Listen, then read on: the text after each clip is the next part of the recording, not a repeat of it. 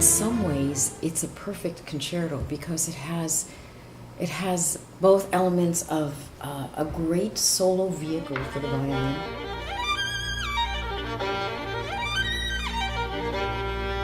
but it also has great orchestral writing. It's as if there's a play going on the stage, you know, where you have two mighty forces.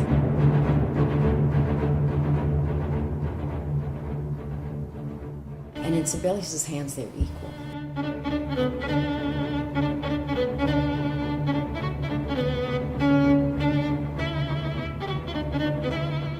Other concertos are not like that. For instance, when I do a Chopin concerto,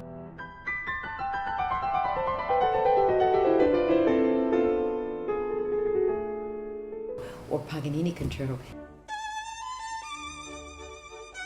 it's all about the soloist. When you do something like a Brahms concerto, it's almost more about the orchestra.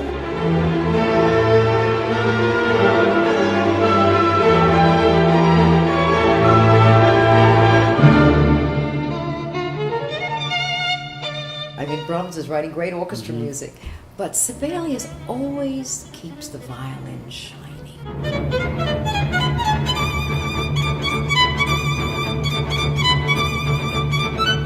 It's particularly difficult because Sibelius writes in a different language. So when we hear Beethoven,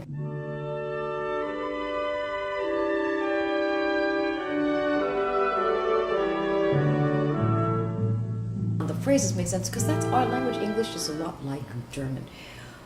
His language is different. So somehow the phrase structure sounds to us a little unusual. It's either too long, or it goes in a different direction, or surprises us, or it's clipped, or accents happen in different places.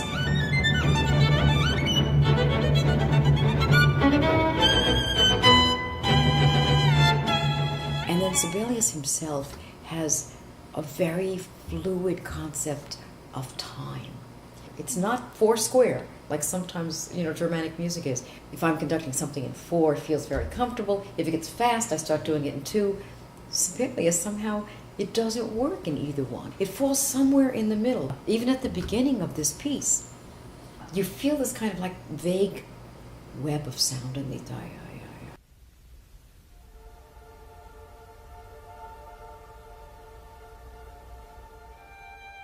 I think Sibelius wants to set up this kind of ambiguous, shapeless kind of feeling. If you think about how much he loved his country, how much he loved nature, you could imagine an unworthy country in the wintertime, just still, you know, a big landscape, snow, or just something quiet and lonely. That's what he sets up here, and we're not really sure what's happening.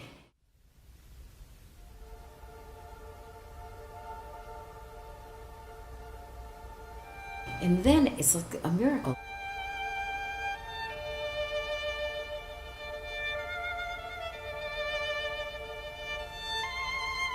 The violin comes in on a note that doesn't fit in because we hear all this D minor, D minor, D minor. The violin comes in G. It all of a sudden, it feels uneasy.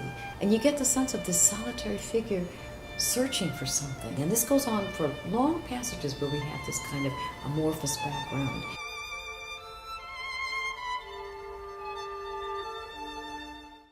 There's a sense of the violin always trying to climb up,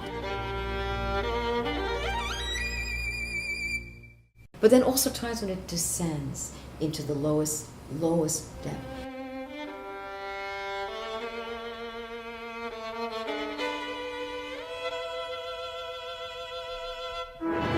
He uses bassoons in a special way. He uses the low voices in the orchestra.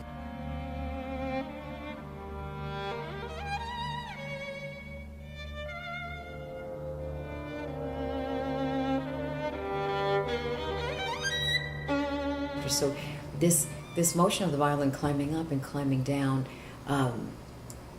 is very special to him, you know, reaching for the light maybe, but then also coming back to the earth. And he was so connected with nature. I mean, so we hear things that could be bird imitations.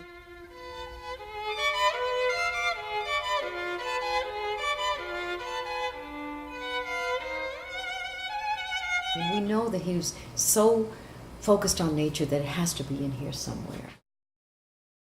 In an earlier style, the cadenza was a time for the soloist to show off.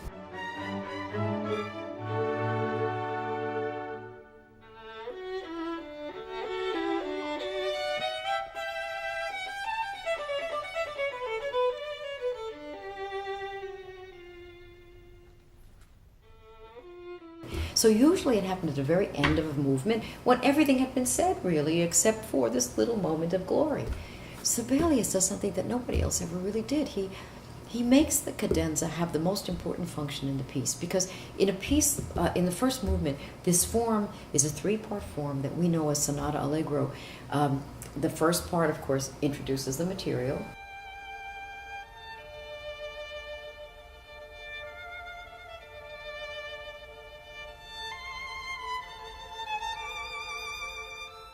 The second part, the development, the most important part, takes that material and goes in many different directions with it. It treats it in different ways.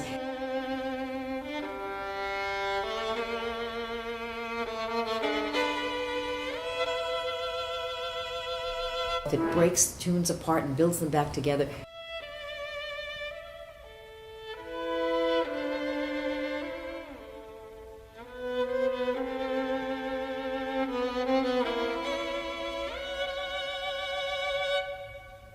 That's the most difficult part always of a piece of music, and the most interesting. And then the third part just recaps the original tunes.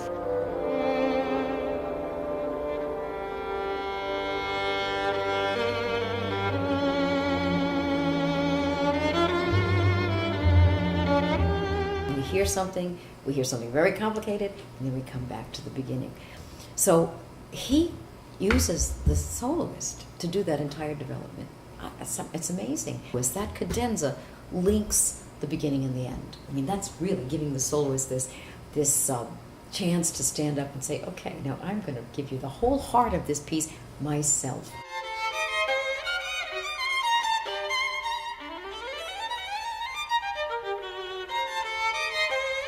The violin and the orchestra are struggling with each other. And they come to a resolution from that first entrance of the violin just playing by himself. And then as it builds up and you hear they're tossing sometimes phrases back and forth. The violin does something, viola's answer, viola does something, violin answers.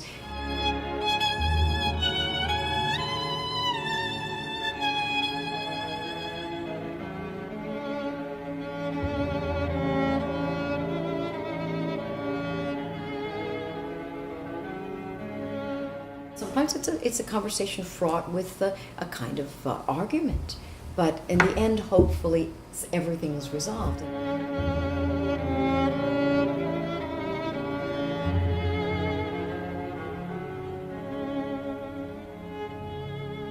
Sibelius wanted really to be a concert violinist, and he decided that, I think when he was 14 or 15, I'm not sure, but he's already in his teens, and he worked for 10 years, really, really with a lot of intensity on being a virtuoso, and it wasn't possible.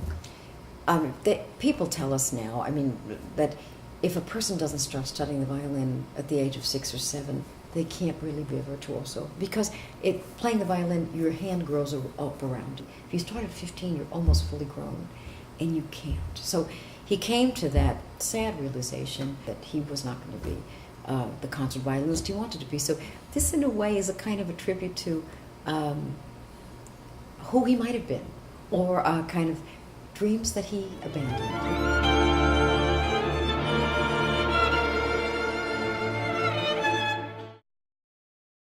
All of these thirds and the woodwinds, what a wonderful chance for the orchestra to shine.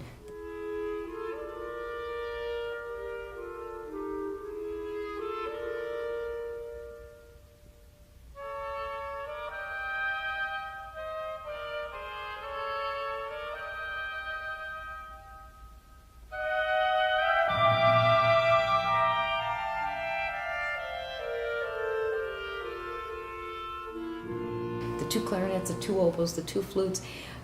He gives them a chance to just make beautiful music together, to set the stage, and then the violin comes in. with one of the great melodies, that probably one of the greatest melodies Sibelius ever wrote.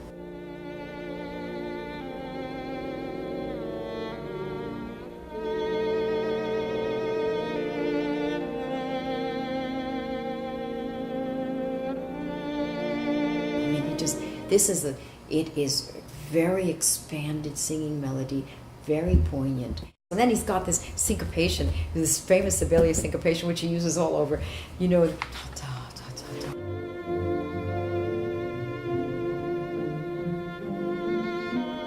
To me, it's such like a kind of gentle nudge, always forward, forward, forward. But it's not a brutal kind of ta-ta-ta. It's more like just, we keep it going. It's almost like a breathing. Composing wasn't easy for him. I mean, his life was not easy. He was a man who had his own devils, his own difficulties, finishing work and concentrating on work. So maybe he did have to just remind himself to keep going forward, keep looking towards the future. Syncopations emphasize the weak beat of a piece. So when something as weak is emphasized, we kind of tumble forward. I mean, that's what he's doing. Whether it's the horns or here in the second movement, the strings do it a lot. It just keeps pushing us forward. And while that's going on underneath, the violin is soaring above it.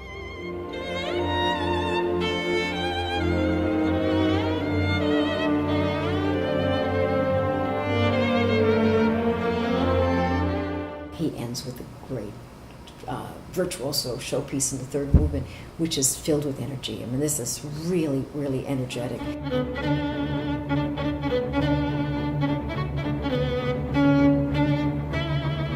And that rhythm that he sets up at the beginning becomes the kind of motor of the piece. It keeps pushing it forward.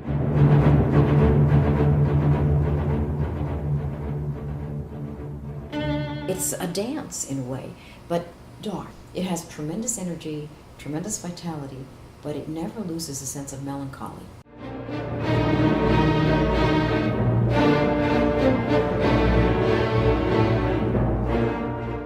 And partly it's the key. The choice of the D minor is a very dark key. But I have a feeling that Sibelius' darkness was a little different than we might perceive it, that just light is good and dark is bad. No, I mean, he lived with darkness. In the country where he lived, I think in the wintertime probably there was very little light. You know, even the hours of daylight are gray. And the end is left to the violin to, bring it to the end with this wild figure, and then the orchestra and, of course, violin end together.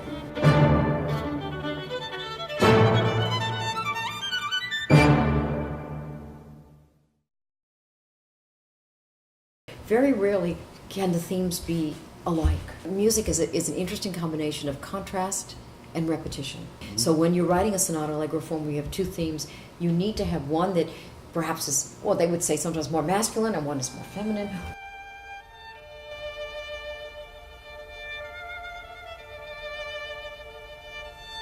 Or one that's more assertive and one that's more gentle, but they do need that contrast because they play off of each other.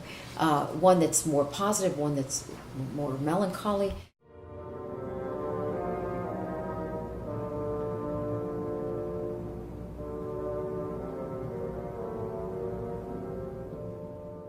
And then, of course, you have to have a certain amount of repetition so that people can understand what it's about. First of all, it's an interesting change. The violin, of course, has the first theme, and then he's saying, okay, you know what? I'm going to have the orchestra present this, and the violin will take over after a while.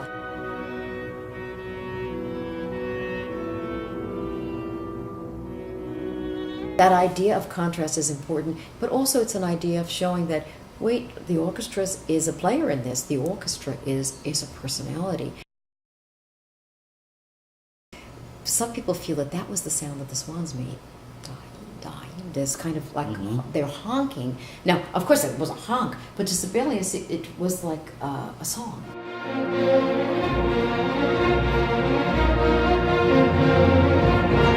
They were creating a honk that was the integral of a fifth. So maybe to Sibelius, this had a kind of magical resonance. Again, swans also, in Nordic mythology, are kind of mystical creatures. Some people believe that they're human beings made into swans by some sort of magic spell, but swans have some sort of power. And of course, just in terms of our how music is created, other than an octave, the fifth is the strongest interval. So maybe to Sibelius that was a kind of symbol of strength. It's not an unstable interval, it's an interval of great virility, of great power. You know, he loved these low registers, and especially, I mean, his use of bassoon to me is stunning. Few people featured the bassoon.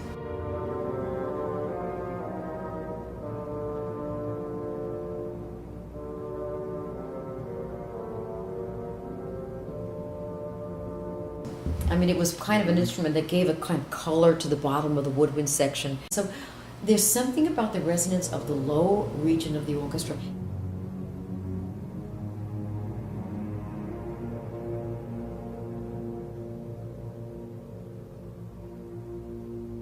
Even his use of the basses. Very often double basses were used simply to strengthen the cellos. Sibelius doesn't do that. Very often he has the double basses playing something completely on their own, giving a kind of importance to that lowest register where most people wouldn't, most composers wouldn't. When the composer says Sol G and he wants it, you stay on that string, it's much more difficult, but it gives it a kind of a smoky, almost a kind of throaty sound that is so effective.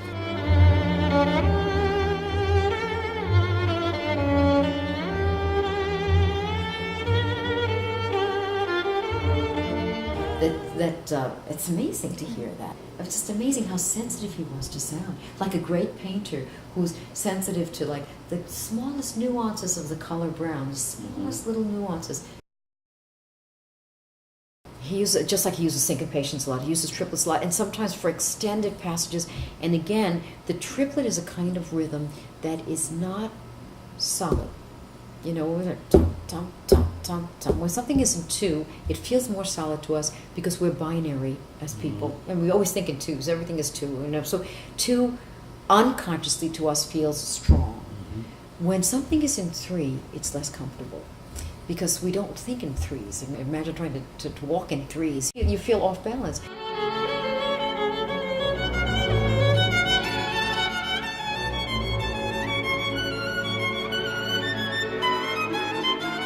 The triplet always gives a momentum of instability and going forward. It just gives the impression of reaching.